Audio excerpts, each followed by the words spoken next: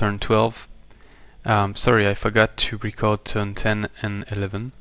So I was around this area, I think. I cleared the ancient ruins. I'm not sure if I cleared that on turn 9 or 10. Then I moved there, cleared the inn. I could have recruited a support unit, I think, on turn 11 from the inn, but I decided not to because I'm a rogue and we are not that high on gold with my ally, who is actually shortly in negative. So I decided that it's better to just wait until I charm some nice units instead of paying for them.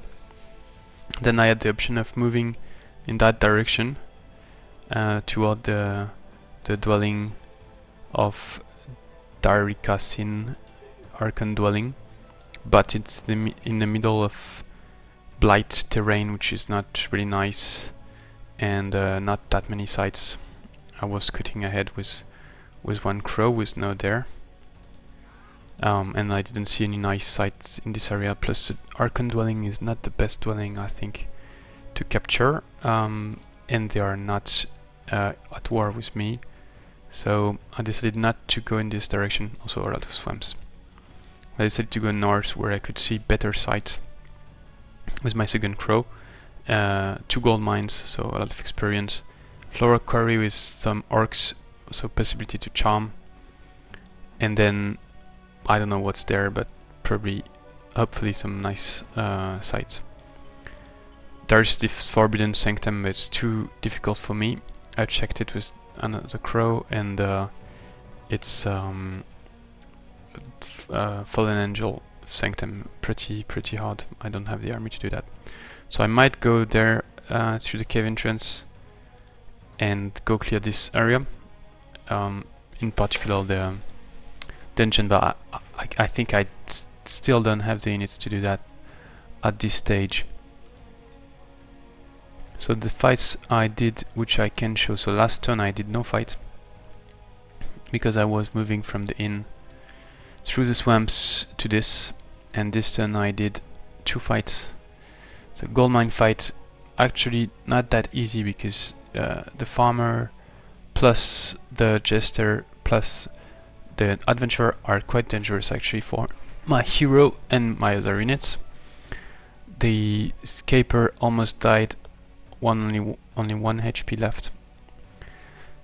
The Jester in particular is pretty dangerous for Frostling due to the firework, but I managed to kill them all. I tried to charm the farmer, but 45% I think, and I failed. I again tried to put some experience on the second crow to get maybe another one at elite, and at least a good chances to win in Scott Wars. And then I did a second fight where I used the crow again to be at the back of the enemies to try to split them. And I again used Touch of Faith on the adventurer to get him at maximum lucky potential. And the objective was to charm the trooper, who was quite a good tier 3 unit, easier to charm because it's an orc, so -1 resistance. And yeah, so now my hero is level 8. I leveled him up at the mine. I'm not taking any upgrade for now. I'd like to get to level 11 for total awareness and then 13 for scouting, which are both quite useful, I think.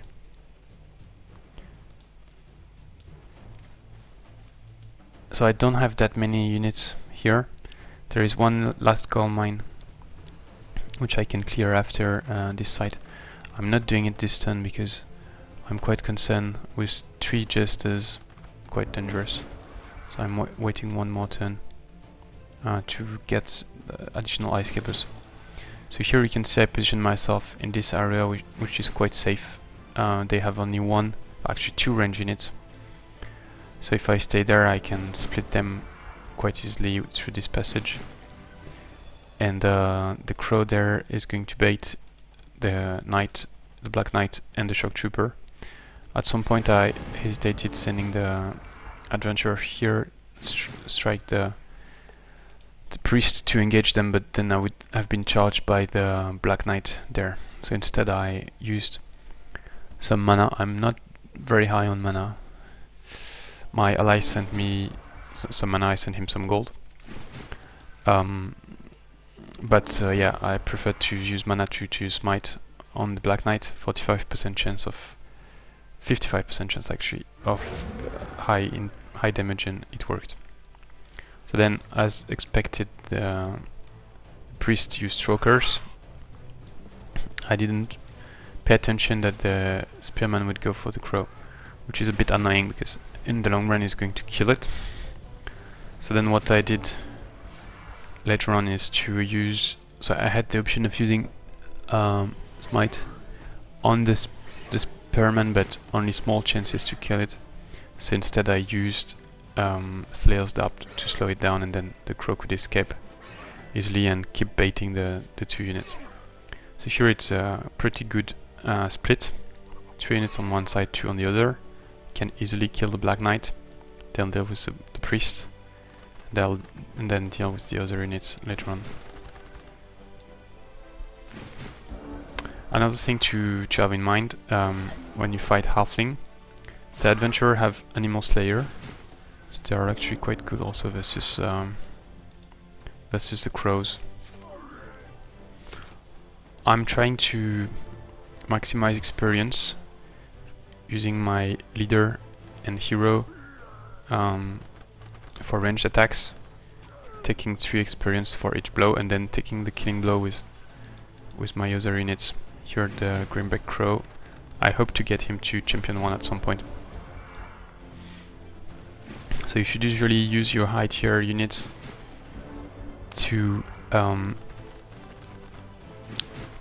the non-killing blows to take as much experience as possible, and then use the low tier units that you want to level up for the killing blow and take 5 times the tier of the enemy unit.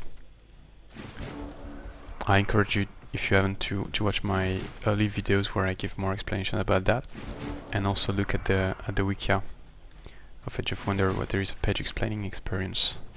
So here I'm going to try to split them again using this hole here. So the Black Knight on one side and the 2 others on the other side, to kill the Black Knight and then have more leeway to deal with the Shocktrooper alone, because I want to charm it. So I cannot deal with 2 units at the same time if I want to charm it in peace. So I switched. Now this crow is on this side and the other crow is on the other side, because it's going to take some hits from the spearman. I'm going to heal the crow. The nice joker I have is I've got the ice scapers, and the orcs have low resistance, so it's quite easy to freeze them actually. Doesn't always work, but when it works, it's much easier. So the split worked, and now freezing it and then dealing with it. Here I made a kind of small mistake. I should have stayed farther away to farm more experience from the Black Knight. When you do a split, you need to count the X's, and for instance, if you've got an unit that can be 2 X's away from the end point of the enemy unit, and another unit which is just 1 X away from it, then usually it goes for the closest unit. So that's how you do the splits. So here again a small miscalculation, but not very impacting. I wanted the Shocktrooper to go for my leader, and I didn't pay attention. I hadn't moved the Scaper enough, so instead it went for the ice Scaper. Yeah, so then finally I tried to take some experience from the... No, sorry. I tried to play safe by making sure I can kill the Spearman. and then I don't hit actually the Shocktrooper to keep him with as many HP as possible after I charm it. And in case the charm wouldn't have worked, I have enough units to kill it. I don't hit the Spearman more so that I can finish farming experience from it. Okay, so I finished researching bards. I'm producing the first bard at my throne. Then I finished this turn. Then I'm going to produce another one, and then a settler for this site. Hereafter, so I launched a builder's hall. After I finish it, I'm going to go for a builder and probably send him, I think, yeah, to here maybe, or north. And I'm also going to build some watchtowers to be safe. So I've got 4 crows. The last one which I cast was here, and that's the one who was there and used the hazeberries there. Another one there, hoping to get some mana. And what else did I want to say? Yeah, so in terms of research, I finished bards, and then I went for Guerrilla Tactics, which is very useful, especially when you try to do mind control. And then we'll see, but probably Courtisan and Ambassadors, Rain of Poison Blades, probably to help in Scout Wars. Okay, thanks for watching. See you next time.